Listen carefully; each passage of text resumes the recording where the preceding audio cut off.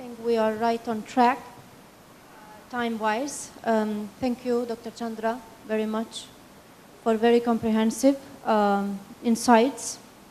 The issue of Islamophobia is very much related to power, and the global media very often they neglect to highlight the genealogy of this kind of phenomenon. I guess it's time for us to open the floor for questions. So we should be receiving 3 questions at a time. You could introduce yourself, have brief comments, if any, and also very specifically address your question to our panelists. So I invite you to come forward if any questions or any comments. Thank you so much, Prof. Kenney, Prof. Chandra, and Prof. Shad. It was a very enlightening session. And I have 2 questions, basically. One to Prof. Kenney, one to Prof. Chandra. Basically, first, Prof. Kenney, when you mentioned about, you showed a very interesting graph just now that about the difference between the death caused by terrorism and death caused by gun, in America. The issue was that, like, I watched recently, not very recent, but the speech by President Obama before, a passionate plea about this, about gun licensing and so on in America. And I think that, as you pointed out correctly, it was the Rifle Society that's probably putting a lot of pressure on the American government. But I would like you to comment on whether it has anything to do because they always cite the First Amendment, right? So I would like to ask your comment on that, on whether it has something to do with it, and because of that you cannot put an imposition on this or curtailment on this the widely abused guns in America. And secondly, to Prof. Chandra, I think it's good that you mentioned about the role of these white helmets and stuff. I think many people were somehow deluded about this whole issue about this white helmet, because they think that is, like a kind of humanitarian force, like the Malaysians were doing. And I think somehow or rather that it has to do with the, I'm sorry to say, Prof. Kenney, but it has to do with some of this part of this American agenda as well, when Hollywood, nominated, or that it won the best documentary on White Helmet recently, right? So I think it's part and parcel of this systematic way of portraying this kind of image to the world, and that, like even Muslims were baffled with this. Some Muslims, you see that they understand the geopolitics of what has been happening in the Middle East, in Syria and Iraq, like Professor Chandra Muzaffar. And there are many other Muslims who believe that it was basically Shiites against Sunnis. Shiites were killing Sunnis and so on and so forth. And and I think Prof. Chandra written a very interesting article, and we published on the IRF website about the whole issue was initially triggered by the pipeline, right? Gas pipeline, and nobody ever talk about this kind of issue. And I think this is a very important thing that to raise in this debate on this particular aspect, and I think I would like to listen to your comments on it. Thank you. Gun violence in the U.S. is something that it's a bit baffling. I think guns are part and parcel of American culture. It goes back very deep to the founding of the country. And the NRA is just one organization, but it's been a very powerful organization in trying to drive the narrative that any kind of limitation on gun rights even to the extent of suggesting that limiting the ability to sell kits. You can buy kits very easily online that allow you to turn a semi-automatic weapon into an automatic weapon. So, I mean, they're even against these kinds of things. When I was growing up, I knew people who had guns all over their houses. They kept thinking that they were going to be, you know, the Soviets were going to be invading, or they kept thinking that their houses were going to be broken into. So the use of guns, the fear of guns, there's hunting, and that's one thing, but guns have turned into something far more than that now. And I have to say it's frightening, and it's a bit baffling, but you bring this issue up, and you get such pushback by so many people who have weapons in their homes, and now we're having them in the schools. Their answer to gun violence in schools is to bring more guns in. If the teachers were only armed on campuses in Texas, in college campuses, in public schools, the answer is to allow students to carry guns on campus. I mean, the very notion that you're going to do this as a solution is again, it's baffling. And I do not understand it. Right 3 blocks away from my home, 6 months ago, a gun store opened up. There's a lot of gun stores in America, so it's not new that there would be a gun store. But what was fascinating about this is that in Indiana, you cannot buy alcohol, cannot buy beer and wine, alcohol at all. It's still the old blue laws that you're not allowed to buy alcohol on a Sunday. This gun store is open on Sundays, but they're closed on Mondays. So you can go in and you can buy a gun on Sunday, but you can't buy a bottle of beer or, I mean, it's just, this is the kind of, and you raise questions about this and people wonder, how could you possibly object to guns? It's the people who create violence, and the only way to stop that is to have a gun. So, I mean, it's one of those things that you're either armed or you aren't armed. That's my perception of people in the US. You either have a lot of them or you have none of them. And I don't see it going away anytime soon. And there are so many weapons in the US in private hands. We don't need a war to happen for, like in Libya, where these arms then wind up traveling around the region. We buy them legally, and there's so many of them there that they seem to give people a certain sense of comfort. I don't know why, because it's really based on fear.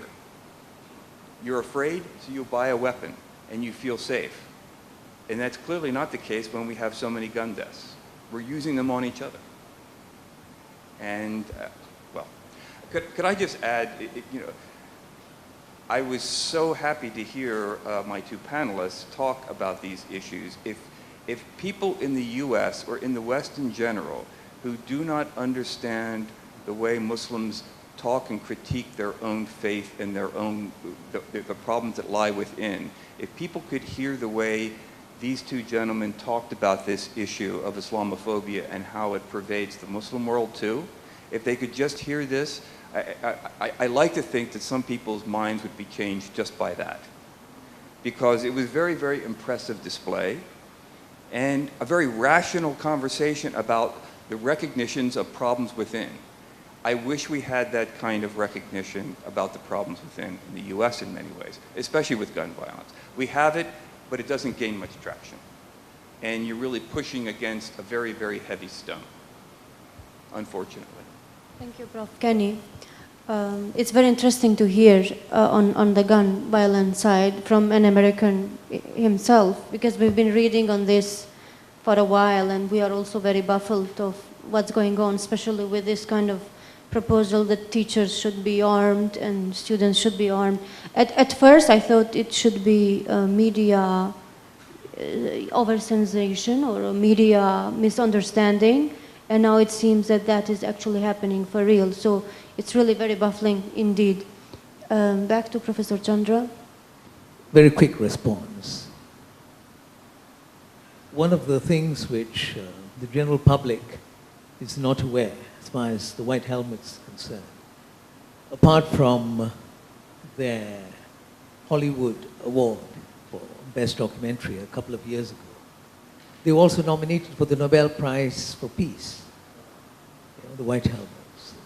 But of course they didn't get nominated for this. But it is the campaign mounted by people who knew the truth about the white helmets, which I think dissuaded some of these people who were part of the Peace Prize and so on from going any further. And this is where one has to pay a tribute to not just the famous names in journalism like Robert Fisk or Eric McGollis and so on. There's also a woman, a very young person by the name of Eva Butler, Canadian journalist who has done a tremendous amount of work as far as the Syrian crisis is concerned. She had gone down to the ground, done interviews. She was the one who exposed that all those people who were writing about Aleppo, they were not even there in Aleppo. But she went there, talked to the people, and produced these amazing stories. Now, she also played a very big role in exposing the white helmets. It goes to show that what we need is a counter-narrative in situations like this. We present the other version, what is really happening. And journalists can play a role, activists can play a role, academics, everyone. I think if we can do that, like what I think Jeffrey has been doing in the United States and others that we know, like John Esposito on Islam and views of Islam, it's a great help when that happens. These are lonely voices, perhaps at a certain point in history, but without these lonely voices, you will not get the tide of change. These voices have to be there, and they will make a difference. Hi, good afternoon. Assalamualaikum. I have two questions, not addressed to anyone specifically in the panel. The first is, are there lessons that Muslims can learn from the Jews? It seems that the Jews, at least speaking about them superficially, focus not so much on religion per se, but more on self-development, such as in science and on commerce. Banking is one example. In my view, Muslims take a very defensive stance when it comes to science. We point to the golden age and say that we are responsible for the many things that we have today. Yet we forget that many of those scholars, Muslim scholars, were considered deviants during their time. I think for me, the Jews, they seek worldly knowledge and they separate it from the idea of religion, whereas Muslims are more concerned with justifying science with religion. If I can share an example, in 2012, I went to the Jabatan Kimia on a class trip. And I think in at least 2 floors, there were exhibitions, one area for food and one area for household items, such as paintbrushes and all that, identifying which has pig hairs and which is haram and which is halal. So is it time that Muslims, get more involved in science and worldly knowledge? Second question is, and I think this might be offensive to some, but this is just a curious question. Is it time that Muslims unite to take the power out of the hands of the Saudis? For example, the Hajj currently is controlled by the Saudis, and much of Islam is influenced and shaped by them. I think Prof. Shad also earlier mentioned that many Malays nowadays are trying to become more Arab than they are Malays. Leaving aside the issue of sovereignty, is it not time that Muslim states get together and take charge of the administration of Islam, so to speak? I guess this idea comes from my view that you can't change other people's perception of you. So while I agree that there is Western perception against Muslims, I very much agree with Prof. Shad's view that Muslims are in fact culpable for some of those views. So rather than change other people's perception of us, why don't we change the way we behave, and then the change of perception will follow naturally? We could just have comments from the panelists. Thank you. Now, on the issue of lessons from the Jews, I think we can learn a great deal from the history of the Jews and what they have achieved in the short time. Look at the way they control the Congress. Congress is Israeli territory. A small nation actually is able to dictate foreign policy, dictate economic policies. Fantastic. What I was saying earlier, that in this day and age of the internet, Muslims must organize and educate the world about the wholesome aspects of Islam. I think we'd learn a great deal from the way the Jewish media, the Jewish pressure groups put forward their point of view so successfully. In the economic sphere, we can learn a great deal from them. They have turned deserts into farms. Of course, they have done it by depriving the Arabs of their homes and of their orchards. But nevertheless, Israel, the Jews themselves actually are an admirable people. It's the Israeli government that actually is oppressing. There are lots of Jewish groups that are very opposed to their government's atrocities. And I think Muslims must link up with, I know some Muslim groups, I have linked up with them. We must link up with them some more. Very briefly, and now coming to the other issue of Saudi. Yeah, Saudis have no right to be where they are, the Saudi royalty. But sadly, the problem is this: if we try to displace them, there'll be another Yemen. And don't forget, Saudi is armed to the teeth by American weapons. So I'm a little bit reluctant to say that we should try to overthrow the Saudi regime, though I am fully in agreement with you. There is no legitimacy. But sadly, in international law, might becomes right in the eyes of the law. If there is a coup d'etat tonight here, and the military regime successfully gains power, and the police and the army cooperate with them, in Hans Kelsen's theory, the Grundnorm has changed. The basic rule has changed. There is now a new regime, and the judges now must acknowledge. So, for the last few decades, the Saudi regime has been in power. I'm worried that we would be creating another place of conflict.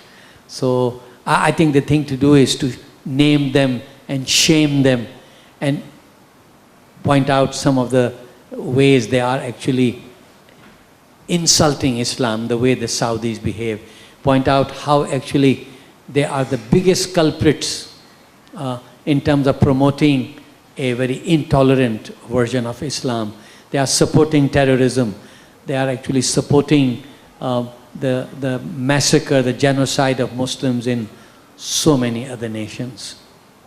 So I'm sorry, I won't support the idea of trying to overthrow Saudi Arabian government. Well, very quickly, just to add to what Shad had said. Number one, about the Saudis, I suppose one could try to internationalize the Hajj. This is not a new idea. It has been talked about for quite a long while, that the Hajj, being a precept linked to Muslims everywhere, Sunni, Shias, everyone, it should not be under the control of a particular elite. I think it's a goal that one should work towards. I don't think there's any harm in talking about this openly, writing about this, campaigning for this, internationalizing the Hajj. And perhaps if there is enough support for that sort of idea, over a period of time, there would be a clamor for some change. That's what one can work towards. And other changes, I don't know whether this is what you had in mind, but within Saudi Arabia itself, there may be changes. Things that we are not able to anticipate today, but they can happen. Because, you know, it is a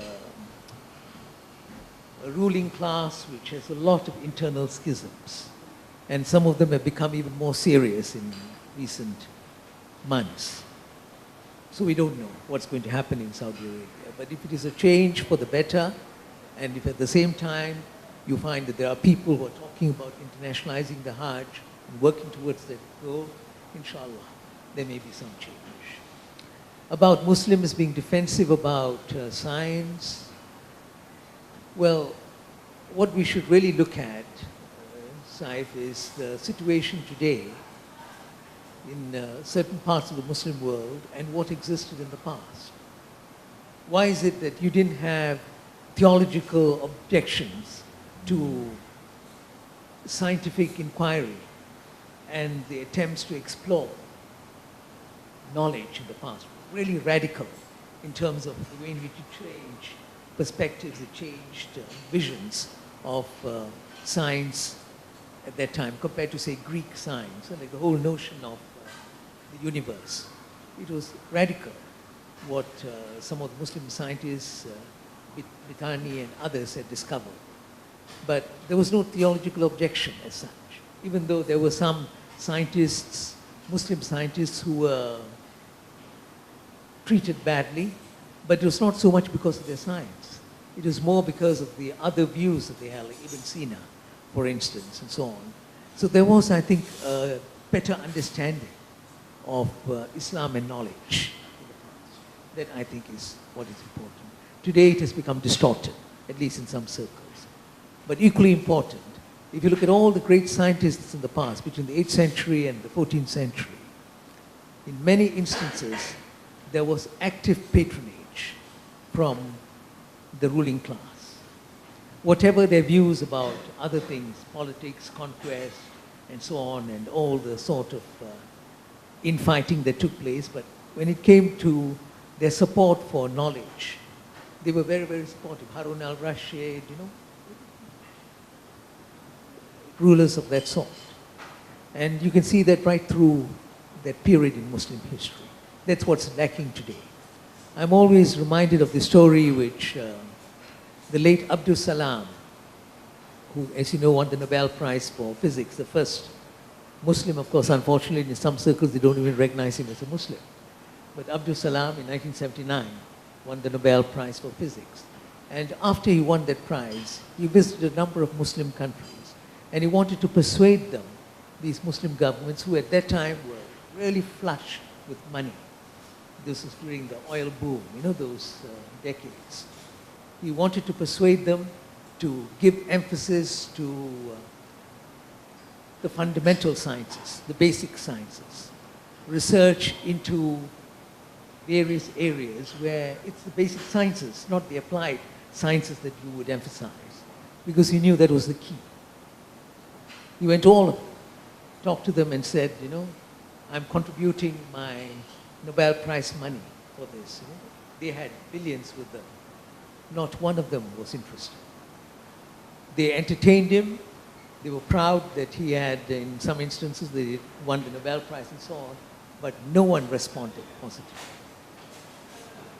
The story has a certain twist to it, which I will not go into. When he came to Malaysia, what happened and so on. And then, of course, he went to Singapore. He happened to have been a student at Cambridge at the same time as the late Prime Minister of Singapore, Lee Kuan Yew. They were contemporaries at Cambridge. In the case of Singapore, Lee Kuan Yew came to the airport to meet Abdul Salam. And that idea that Abdul Salam had, about setting up a research institute in physics, doing fundamental research, in the end, Singapore took it up. So that's an indication of how the Muslim world is, and leaders and so on, the attitude towards science. I was just going to respond just briefly to the Saudi Arabia issue, and that is one of the ways if people want to push back is to don't take their money. I mean, that's part of the problem, is that the Saudis come and bail out places. They're bailing out countries in the Middle East, they're bailing out Egypt, and it comes at a cost. It comes at a cost at the national integrity, and it comes at a cost of the country itself adopting certain views and promoting them that they might not normally do. And that has been, I think, one of the difficulties, is that it's hard when your country is suffering economic problems not to accept the money, but when money comes with that kind of price, I'm not sure it's worth it. So. I was reading on Gravity Probe B, it was a huge project that went on for 4 decades, United States. 9 times, NASA wanted to basically sort of cancel the budget because it was really like costing billions and billions. And what happens by the end of the day is that they found Saudi who was willing to continue to finance the project. And this is not only one case. There is like, I can say like hundreds of other cases that I have read whereby the Saudi money and the Arab money comes in and finance the scientific projects happening in US or Europe or somewhere else. So I think this is also a very interesting dimension to add to the fact that science in Arab world itself has never been supported so far. Dr. Osman, please. My name is Osman Softic. I am the research fellow with the Islamic Renaissance Front. My question is to Professor, but anybody else can comment, Professor Faruqi. You mentioned the lack of diversity within Islam. My question is whether and if you want to comment on that, is there a linkage between, we know Islam is diverse and it has always been diverse throughout centuries, but in recent years, maybe decades, there has been an attempt worldwide to actually reduce this diversity by institutionalized Islamic institutions that claim rights to interpret Islam, and they deny that rights to others who may be eligible to and learned to interpret Islam. And this takes different forms in different countries, of course. Muslim countries, state have their own institutions that interpret Islam and have courts and so on. In secular countries like Bosnia, where I come from, it's a secular country. Religion is separated from the state. However, there are institutions like Islamic community, which is the only arbiter of Islam. And this is probably the case in Kosovo, in Macedonia, in the countries of the Balkans, which is very interesting. Now, there is a growing diversity within Islam itself. We have Sufi orders, we have Shia groups, especially among young people at universities, educated urban people.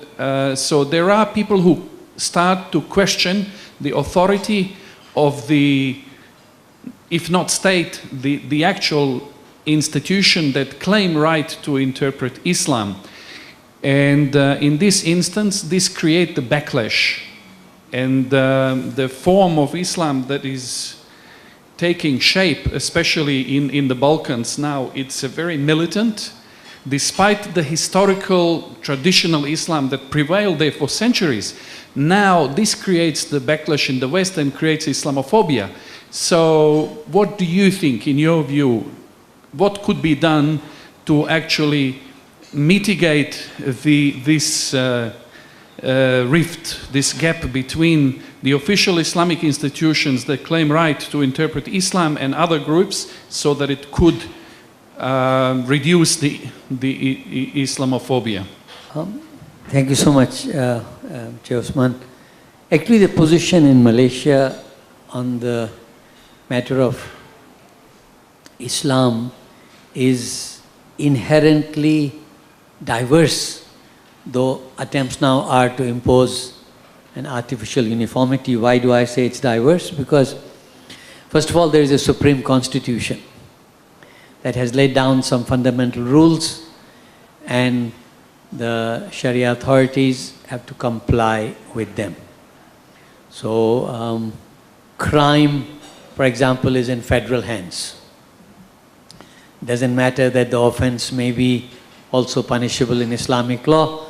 If it's a crime, it must be tried under the penal code by civil courts. So there is the constitution. Secondly, there is Malay adat, Malay custom. And the Malay custom varies from state to state. There's no one Malay custom. There are 13 plus 1, 14 state enactments, 13 for the states, 1 for the federal territories, and each one of them has its own interpretation of Malay custom.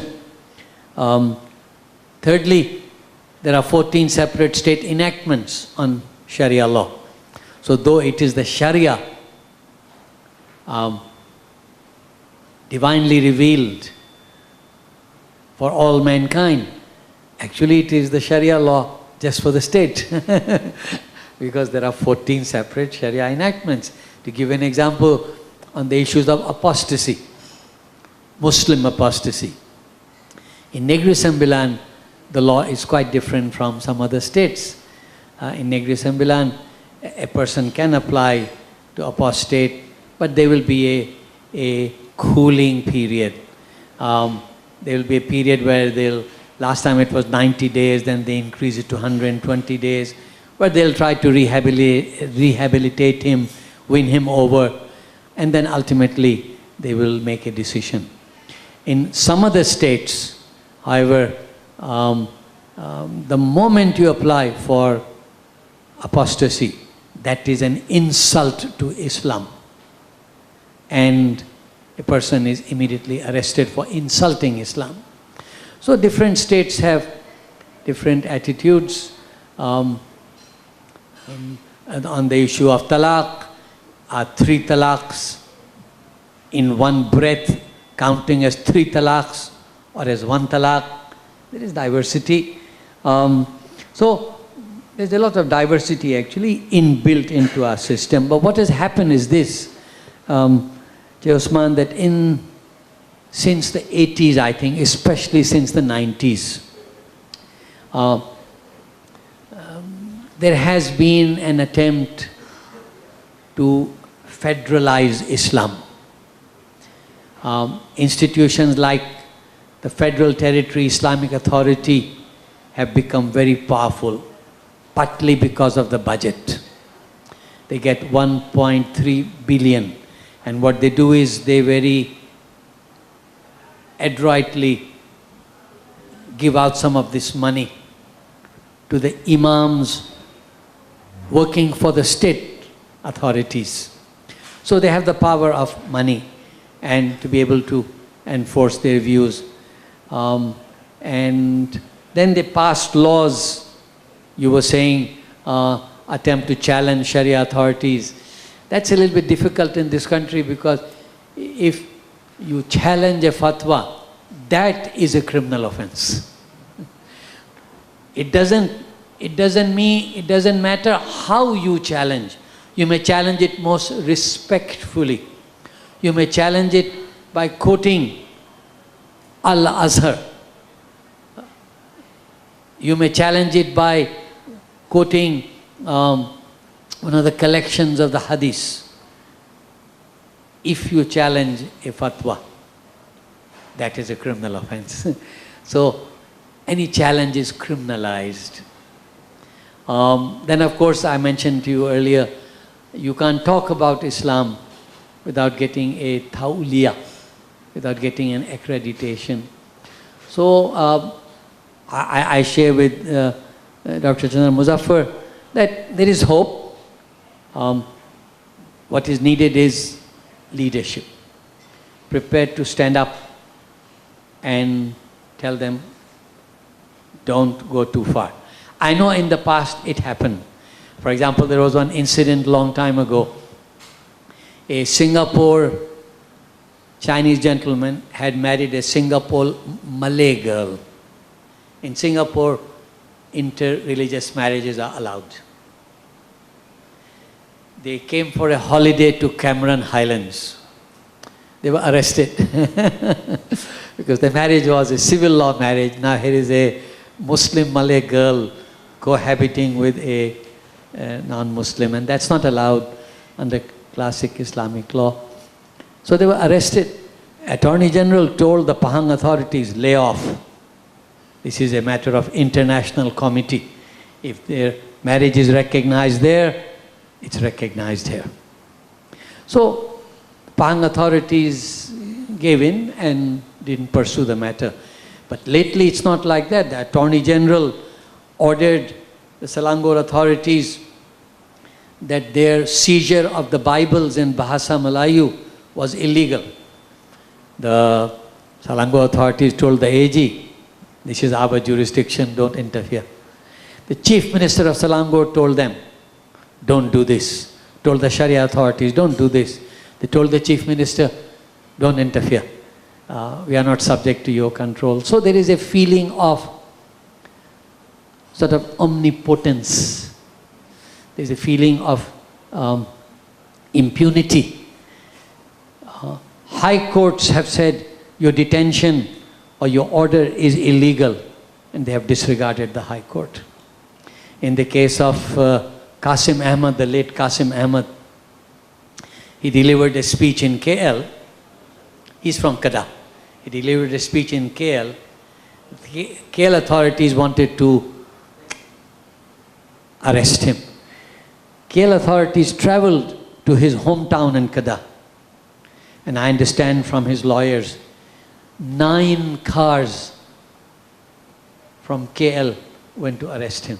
9 cars, people in 9 cars. So the whole contingent went. They arrested him, they brought him back at night, and they refused him bail, quite illegally. They said, if you want bail, get somebody from Kedah. At 12 o'clock at night, how do you get somebody from Kedah in Kuala Lumpur? Even though there were locals who were prepared to stand bail for him. So they wanted to keep him in remand for the night, which they did. Anyway, he went to the court. The court said the detention is illegal. KL authorities have no right to arrest someone in Kedah because your jurisdiction is limited. So I think this assertiveness, this feeling of impunity, omnipotence is recent. But it can change if there is a leadership that is assertive. Leaders of substance should not follow opinion polls. I'm quoting Jesse Jackson. He said, leaders of substance do not follow opinion polls. They should mold opinion, not with guns or dollars or position, but with the power of their souls. We have been lacking in leadership. That's the problem. Hi, good evening. Thank you to all the speakers for a wonderful speech today. My name is Balkis and I'm from Gombak. My question is specifically for Prof. Shad. What is your opinion on the rise of the right-wing Malay Muslim nationalists in contributing to the conservativeness of Islam today and matters pertaining to Islam and Malay rights? Do you need me to... Can you repeat, please? Yeah. What is your opinion on the rise of the right-wing Malay Muslim nationalists in contributing or in interfering to the matters related to the Islam and Malay rights? In my mind, when I spoke about this, I'm referring to the Islamist groups based in Malaysia, for example, ISMA or PAS, or maybe Abim or Ikram for that matter, I don't know. So thank you. I'm sure we are lucky to have Prof. Shad Saleem Faruqi and Prof. Chandra and of course Prof. Jeffrey as well. Very experienced in the development of Islam and how does it relate to Malaysia. My question is also related to the previous question and also the question by Osman earlier. And how does it also relate to Islamophobia? Because I think Islamophobia is also a sense of phobia. It represents a sense of insecurity, it represents a sense of being afraid towards a situation, but how does it relate actually, I want to see it here in Malaysia, because we know that it is not an Islamophobia, but the general sense of phobias we can see among the general Muslims over the past several years is the sense of phobia against the Shia groups, the liberals, the Christians, all the other groups. So I think it also relates to the past two questions. But my question would be more on what would you propose? Mainly the question is towards Prof. Chandra and also Prof. Shad Saleem Faruqi. Understanding the history of Islam in the country, the changes that we have came up with over the past several decades. And now we are in a moment that we could create something which is maybe more refreshing compared to before. There is a change in the government, the rules, and the government at the current moment has at least at the moment expressed their willingness to come up with significant reform. So my question is, what would you suggest or propose? It could be in the form of government policies, it could be in the form of education, it could be in the form of interpolitics between the different parties. What would you suggest and propose on that? Thank you. Actually, I have two, but I'll limit it to one. I just want to know whether, I mean, from all the three panelists, whether what you think of this topic on Islamophobia with what had happened to Prof. Tariq Ramadan in France. Because somehow or other, I think that it is closely related. And I would like your opinion as well, Prof. Jeffrey Kenney, on this issue. Thank you. Thank you for your questions. Actually, I'm not clear on one word. Maybe we could talk later on. You use the word nationalist. It has many meanings. You see, nationalism may not necessarily mean fidelity to Islam. It could be fidelity to the nation, fidelity to the race. So is it Islamic nationalism or Malay nationalism, or is it nationalism of the type whereby you say, I'm a Malaysian first and everything else afterwards? So that word I don't fully understand. Now, let me just mention this to you about Malay rights and Islam. In many respects, Malay rights and Islam are intertwined, because in this country, unlike most of the countries, religion and race are mixed up together. The definition of a Malay under Article 160, Clause 2 of the Federal Constitution has 4 characteristics. Who is a Malay? The first characteristic is he must be a Muslim.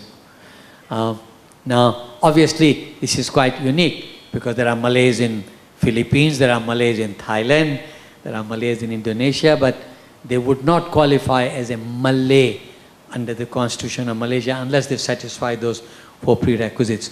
So, in this country, Malay rights and the very exalted position of Islam, which it is under the Constitution, are intertwined.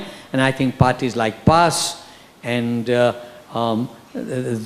groups that you mentioned, they talk of Malay rights and Islam in the same breath, because a Malay is a Muslim and a Muslim is a Malay.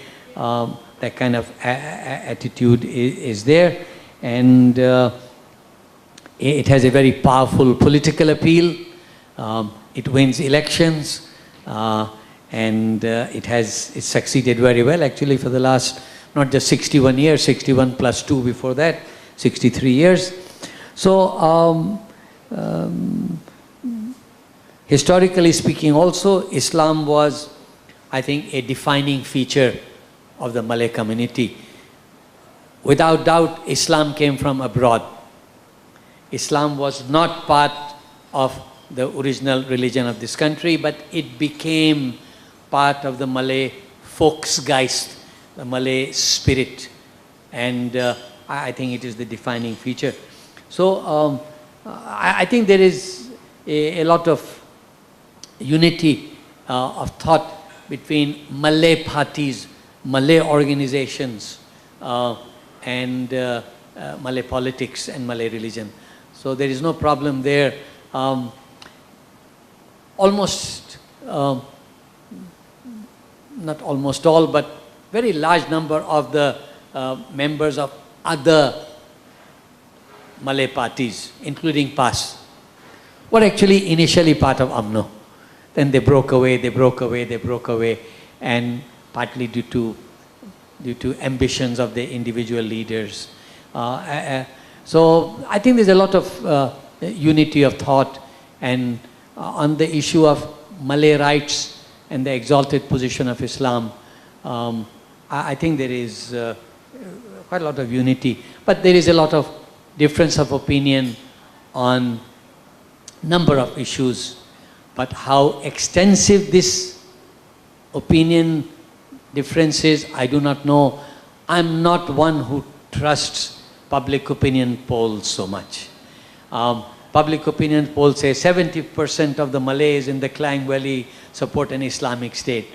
I don't buy that, because much depends on how you conducted the poll. If you conducted the poll over the phone, that means you are limiting yourself to those who have a phone or who are available on the phone. If you call me during the day, I'm not available on the phone. I don't like the phone to dictate my day. I will I will pick up the phone only when I'm free, not when you call me. So there is a lot of difference of opinion amongst the Malays, I think, on an Islamic state and on issues of vigorous enforcement of morality through the law. Malays are scared to say this openly, but privately in the classroom, they do mention that the over-exuberance of the Sharia authorities on the issue of enforcement of private morality, I think troubles a lot of people. And don't forget that in the 60s and even in the 70s, up to the Iranian Revolution of 79, the Malays were a pretty eclectic people. I worked at UITM for many years, and at UITM, at the end of the semester, we would have a law dinner. Malay girls would be dancing on the floor. Malays would actually be drinking beer. I'm not supporting that. What I'm saying is Malays were a pretty eclectic people. But since the 80s, the thing began, a lot of emphasis on such things as Islamic way of dressing, Islamic addressing, functions must begin with an Islamic prayer. So the form, sadly the substance is lacking, but the form is there. So that's all that I have to say about this. The second issue about the history of Islam, a very, very large issue. Islam, after it took roots here, was progressing very well. Professor Tansri Ahmad Ibrahim was of the opinion that if the British had not intervened, Islam would have become the law of the land. That was his opinion. And I don't want to speculate as to what form of Islam. All that I know is that though Islam was very prominent in commerce, in personal law, as far as I know, even in traditional Malay society, hudud was not applied. As far as I know, even in traditional Malay society, there was no hudud in terms of stoning to death or cutting off arms, as far as I know. As to the present position today, this is a beautiful question. What should be our vision of Islam? Well, I did touch upon this earlier, and I'm sure many of my colleagues will agree with me. There should be less emphasis on form, more on substance. This idea of prohibit and punish, go around catching khalwat. I'm not supporting khalwat, but I would like to know what our Sharia authorities are doing to help the aged, to help the widow, the orphan, the needy. You know, the spirit of Surah Al-Baqarah, that righteousness is not to turn to the east or the west. Righteousness is to free the slave, to feed the wayfarer, the orphan, the needy, the widow. I wish they could acquire this spirit, show more compassion for the poor, show more tolerance for the one who dissents, try to win him over rather than to punish him. Very quickly, because I'm sorry I have to leave. I hope someone could facilitate, this. But since two questions have been asked, I want to respond to Dr. Faruq's question about Tariq Ramadan. Both of us, Dr. Faruq and I, we have been very active in this campaign. And since we have been really involved in this campaign, we know that it's not just a simple case of a person being accused of whatever, and the person is now in detention and all the rest of it. it's much more complex. And there's no doubt at all that Islamophobia has a very big role in this thing, the way in which Tariq Ramadan has been treated. There are others who have been accused of worse things within the same realm, and yet they've not been detained, they've not been treated the way this man has been treated. He is ill, but in spite of what's happened to him, you find that the authorities have taken a very hard and harsh line against Tariq Ramadan, happening in France, of all countries. I think many of us here have written articles about it, including Elma here. So we know what's happening. We can only hope and pray that the campaign will work, because thousands, tens of thousands of people have signed, including, I think, very recently, Noam Chomsky has also joined the campaign and all that. I think the campaign has gathered tremendous momentum. So I think that answers your question, Dr. Faruq. Yeah? Now the thing about Malay rights, Islam, and all the rest of it, it's a very complex issue. But my answer in a nutshell would be this: like in other societies, but especially so in Malaysia, there is a notion of identity that drives these issues. Both Malayness and Islam, they're intertwined, but underlying these two very important issues in Malaysian politics and society is this notion of identity. And why do people become very concerned about their identity? And in the case of the Malays, it has a lot to do with the history of this country, its evolution. It's a lot to do with economics. It's a lot to do with the political setup. All these factors have played a very big role in shaping the Malay notion of identity, which is why negotiating identity, navigating identity in a society like this is very, very difficult. Sometimes people tend to take a very simplistic view, and you label a person, you condemn a person, but this is not the solution. It's really very, very tough in a society like this. All that one can hope for is that individuals with a more enlightened view of identity, because it's a challenge that you find everywhere, but those who have a more enlightened view of identity, where you recognize, and this is the bottom line, where you recognize that the ultimate identity that transcends all other identities is your human identity. You can't run away from it. Your human identity. And like just now when I was at a certain place and I saw a little Chinese baby, all sorts of little gestures and so on. And the first thing that came to my mind was, his gestures were exactly like my own grandson. You know, that's what it is. That's what it is. You know, that we are human beings in the end. And I think it is such a shame that that spirit of emphasizing our common humanity, that spirit is not there in this country. Whether it is in education or politics or economics, in every area. And this is what we have to emphasize. And this is what the whole world has to emphasize, since our topic is actually global. It is our common human identity. That's what counts. Thank you very much. Thank you, Dr. Chandra. We really appreciate your presence today with us. So Saif would really facilitate you out now. Thank you, everyone. Dr. Professor Kenney, you would like to address Dr. I mean, I don't know enough about the French legal system to understand the arrest, the detention, so I don't want to go into that issue. And clearly, I think part of this has to do with a larger Me Too moment that seems to be all over the place. Certainly it's in the US, I think it's in Europe too. But I think the Islamophobia actually has kicked in with Tariq Ramadan long before this incident. He has been attacked for decades as being an outspoken person.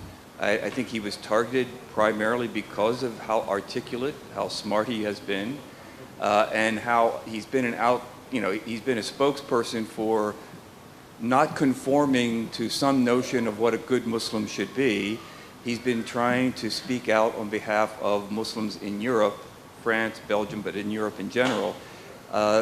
And I think that he came in, he was a target because of that, long before this incident happened. So I think a lot of this is really, for some people, they might see it as a way to take advantage of deep-seated resentment of him and his leadership capacity among Muslims in Europe. Whether he's guilty or not guilty of what he's charged of, I don't want to go into. I don't know enough about it.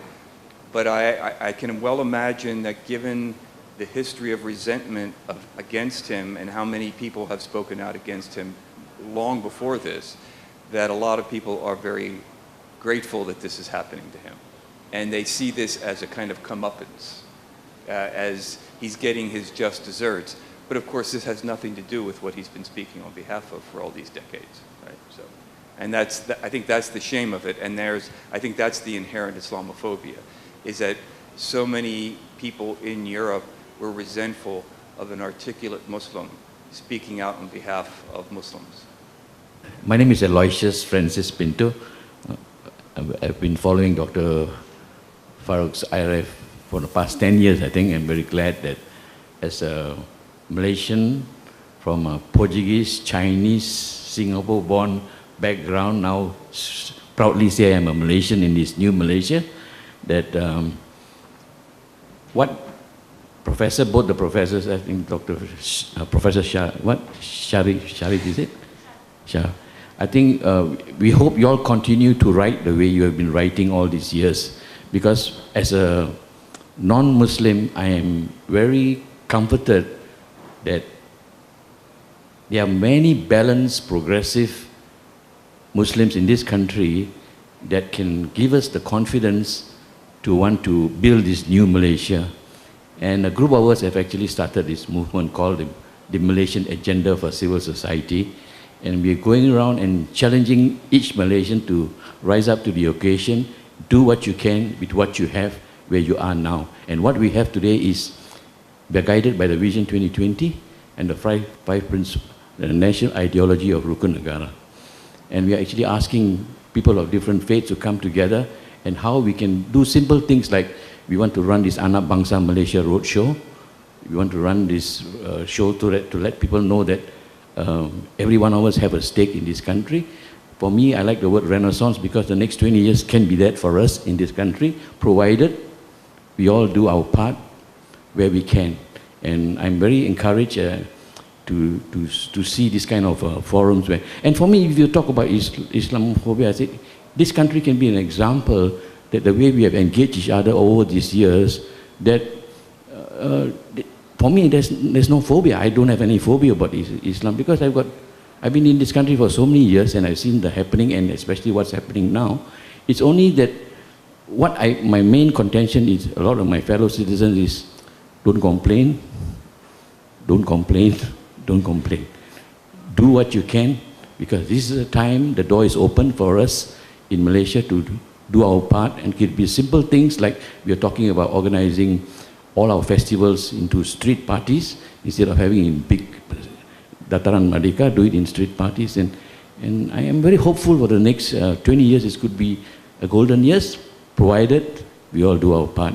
And I just want to thank all my fellow brothers and sisters, my Muslim brothers and sisters, and also Professor from the States, for giving us that insight, and well, just to finish it, I said I'm proud to be a Malaysian. Thank you so much. Like an excellent comment to close our session with. I would like to thank Prof. Kenney for being with us today and sharing his very insightful presentation, as well as Prof. Shad being with us today, besides his very hectic schedule. So thank you very much to both of you. I would like to pass the stage to Ahsan. And with this, I would wish you everybody a very good afternoon. Thank you. Thank you, Elma. Thank you, Prof. Shad. Thank you, Prof. Jeffrey Kenney, and of course, Prof. Chandra left us. I'd like to call for one last round of applause for all our speakers. And before I end this session for today, as usual, we have some snacks after the discussion, which we can continue talking and discussing the critical issues. And of course, we're going to have other forums and lectures and seminars in the near future. please continue to follow our Facebook pages and refer to our emails for later updates on later programs. That's for now from Islamic Renaissance Front. Hope to see you next time. Assalamu alaikum warahmatullahi wabarakatuh.